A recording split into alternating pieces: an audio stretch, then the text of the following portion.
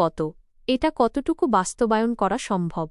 বর্তমান আর্থিক অবস্থায় যেখানে বাংলাদেশের tax revenue, tax GDP ratio সবচেয়ে খারাপ, এমনকি দক্ষিণ এশিয়াতে সবচেয়ে খারাপ, এসব দেখে আমাদের সিদ্ধান্ত নিতে হবে কতটুকু কখন কিভাবে বাস্তবায়ন করা যায়, সেটা আমরা পরীক্ষা নিরীক্ষা করে দেখব।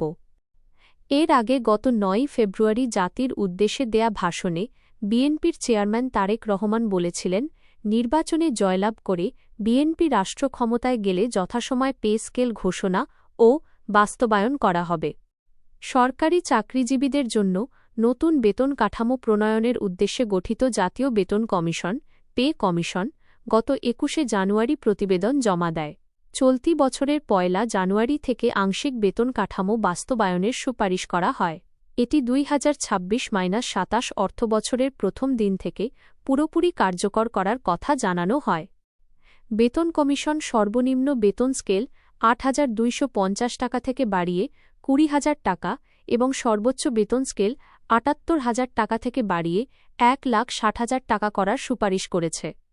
উল্লেখ্য, নবম জাতীয় বেতন কমিশনের প্রতিবেদনের আলোকে দ্রুত নবম পে স্কেলের গেজেট প্রকাশ ও বাস্তবায়নের দাবি জানিয়ে আসছেন সরকারি কর্মকর্তা ও কর্মচারীরা। তবে সদ্য সাবেক অন্তর্বর্তীকালীন সরকারের উপদেষ্টারা জানিয়েছিলেন, পে স্কেল বাস্তবায়ন করবে নতুন সরকার। এই ছিল আমাদের আজকের আপডেট।